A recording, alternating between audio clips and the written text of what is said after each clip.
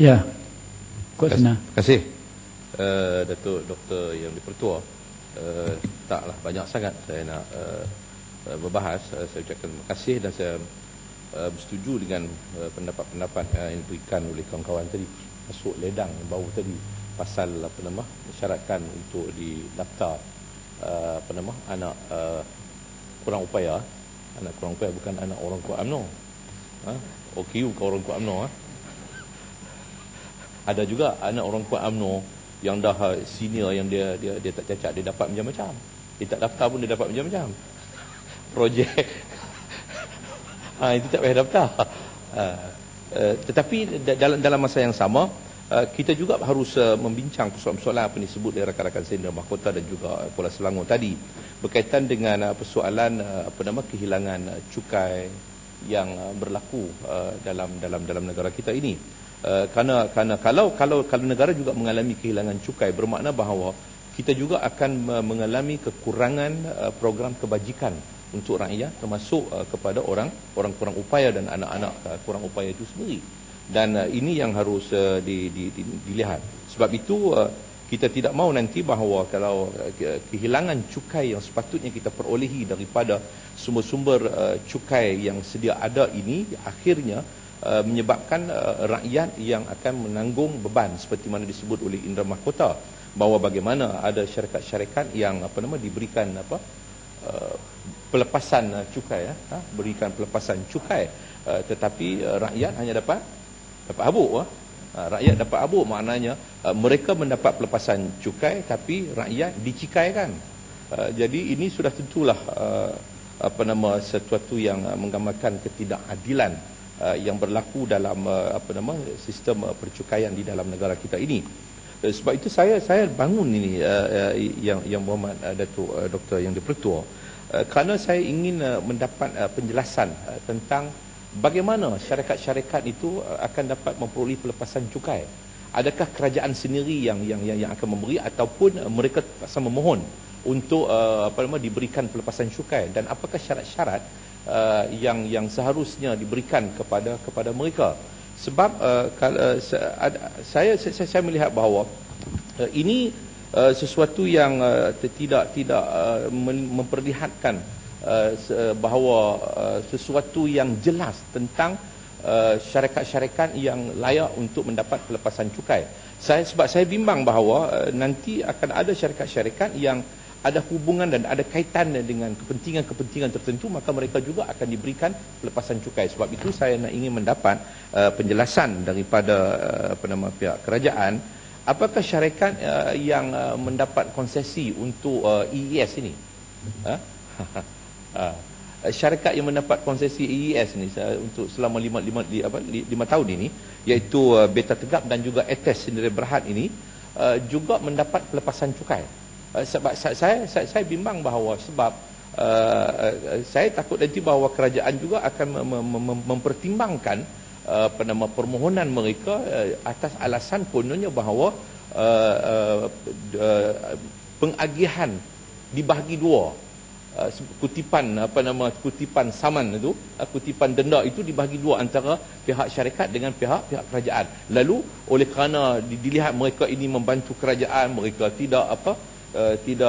kerajaan tak perlu mengeluarkan apa-apa modal, lalu kerajaan kata kita berilah pelepasan cukai kepada syarikat-syarikat ini. Sedangkan bagi saya bahawa macam disebut oleh Indra Mahkota tadi, bahawa mereka kalau dapat pelepasan cukai, satu, keduanya mereka buat sapu duit rakyat. Mereka menyapu duit rakyat. Sebab saya bertanya bahawa syarikat-syarikat yang dapat ini, yang dapat konsesi EES ini, contohnya Etes Sdn Berhad, syarikat ini modal yang dibenarkan ialah 5 juta. Tetapi modal berbayar dia 310,000 lah, tak sampai 10% pun. Maknanya ni syarikat tak ada duit. Syarikat yang tak ada duit, yang tak ada Syarikat tak ada duit, tak sampai 10%. Dia dibenarkan, modal berbayar dia dibenarkan ialah 5 juta. Tapi dia yang dia bayar ialah hanya 310,000, tak sampai 10% daripada modal yang dibenarkan. Menunjukkan bahawa mereka hanya menunggu untuk mendapat projek-projek seperti ini, seperti mana pemasangan kamera EES ini, untuk mereka mengaut keuntungan bagi kepentingan mereka. Ya, Indah Mahkota. Terima kasih Datuk Ketua. Saya cuma nak mengesahkan bahawa apa yang diberitahu oleh pokok sena tadi memang benar. Kerana di bawah di lampiran 15 dalam belanjawan kita memang ada diperuntukkan untuk alam modal. Maksudnya diberi pengecualian kepada tuntutan alam modal, disegerakan untuk syarikat-syarikat kawalan keselamatan, termasuk dalam untuk pemasangan sistem litar tertutup, pengawasan video, alat keselamatan, kepenggera serta alat-alat yang termasuk dalam Global Positioning System, iaitu seperti EES tu memang pakai semua sistem tu. Dan jelas syarikat yang mengguna pakai teknologi ini telah pun dicadangkan oleh Perdana Menteri untuk tujuan mendapat pengecualian. Memang betul. Saya sahkan yang diberitahu oleh pokok sena itu ada dalam laporan ini. Terima kasih. Ya, terima kasih Indah Mahkota. Maknanya kalau mereka mendapat pelepasan cukai itu, maknanya mereka saya katakan bahawa konsesi ini satu yang sangat mendera rakyat lah, mendera rakyat. Mereka dapat pelepasan cukai, kita kena bayar cukai lagi, kemudian kita kena bayar lagi. Saman itu dikutip oleh mereka.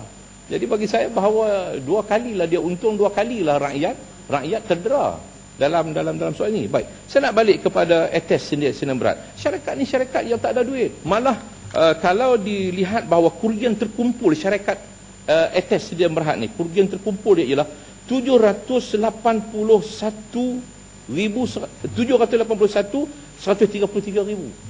781,000. Maknanya itu kerugian terkumpul.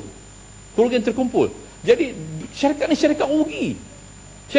Jadi dia mengharapkan keuntungan itu daripada apa? Daripada projek EES ini, pemasangan kamera ini. Menurut kutipan sama dia mengharapkan bahawa dia dapat menyelamatkan balik keadaan kerugian dia. Kemudian liability keseluruhannya ialah 1.448 juta. Jadi saya katakan bahawa ini suatu yang sangat tidak wajarlah apabila dia syarikat ini syarikat yang rugi, syarikat yang menghadapi masalah keuangan, kemudian dia pula diberikan dan mendapat pelepasan cukai daripada pihak kerajaan, kemudian dia pula berpeluang untuk mengutip keuntungan yang begitu lumayan di samping mendapat pelepasan cukai. Maknanya dia mempunyai keuntungan yang berganda-ganda untuk kepentingan dia. Baik, isu dia ialah siapa syarikat ATES ini? Syarikat ATES ini ada 3 pemegang shareholder dia, iaitu Angsana Tiara Sdn Bhd, Tryphon Force Sdn Bhd, Commercial Skills Malaysia Sdn Bhd. Baik, Angsana Tiara Sdn Bhd ini, Datuk Doktor yang dipertua, dia punya director director dia ialah Tan Sri Muhammad Azman bin Yahya, director dia, iaitu salah seorang daripada Board of Director Khazanah Nasional, bekas orang kuat dana harta, satu ketika dahulu, dan beliau sekarang ni masih kekal sebagai Board of Director Khazanah Nasional, dan beliau juga merupakan board dalam MAS, masih kekal board dalam MAS, dan juga dalam Equity ataupun Equinas, dalam Plus Highway, dalam SCOMI, dalam Spang International Ski, dan banyak lagi syarikat lah. Itu yang saya sebut ialah syarikat-syarikat kerajaan yang belum menjadi director. Tetapi Angsana Tiara Sdn Bhd ini ialah syarikat pribadi dia, bukan syarikat berkaitan dengan kerajaan. Dan shareholder di dalam syarikat tersebut ialah Tan Sri Azman bin Yahya. Muhammad Azman bin Yahya ini memegang sebanyak 66.60. Azman Yahya ialah dana harta dulu, dana harta. Dan sekarang ni merupakan board lembaga kepada Khazanah Nasional. Dia memegang 66.60% share dalam angsana. Dan angsana pula dia memegang di dalam Etes Sdn Bhd. Angsana ini memegang dalam Etes Sdn Bhd. Tan Sri Azman Yahya ni, syarikat milik dia ni memegang share dalam Etes Sdn Bhd sebanyak 67.74% share dalam Etes Sdn Bhd. Ini dia pegang, mana syarikat yang syarikat yang rugi, yang syarikat yang menghadapi masalah liability dan sebagainya. Jadi saya nak minta penjelasan daripada pihak kerajaan terhadap persoalan ini. Yang keduanya ialah saya nak sebut yang berkaitan yang perkara yang sama ialah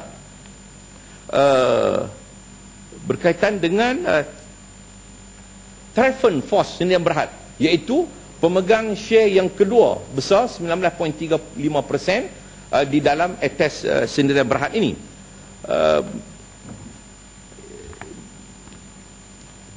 Tryphon,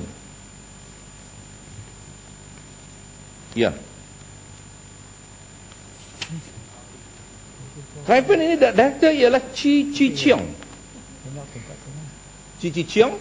Dan Chi Chiong ni juga merupakan seorang yang memegang share sebanyak 16.67%. Baik.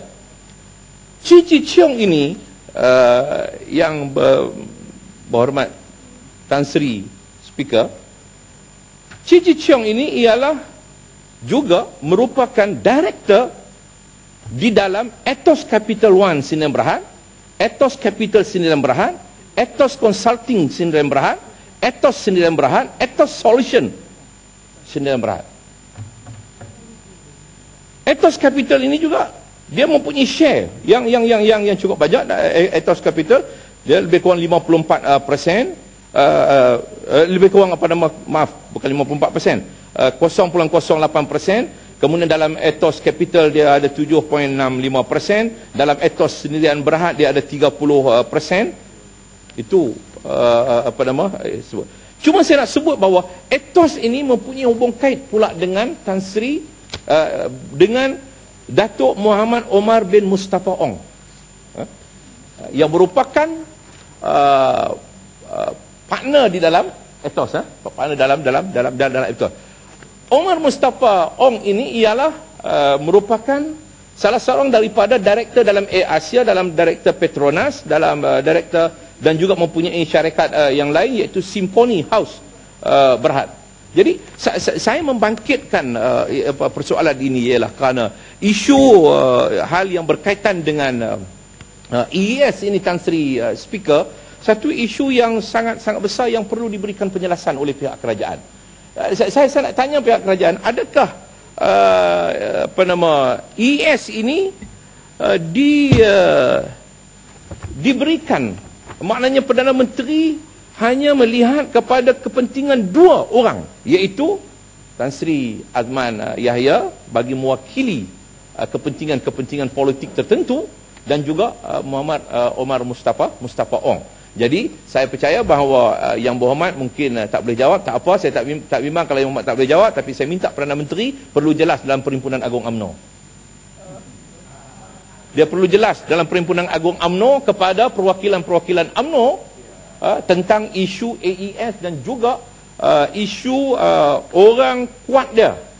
Bagi saya bahawa Omar Mustafa orang kuat dia, kalau tidak dia tak lantiklah jadi board dalam Petronas. Begitu juga dengan Tan Sri Azman Yahya yang merupakan board di dalam Khazanah Nasional yang dipengerusikan oleh Perdana Menteri sendiri.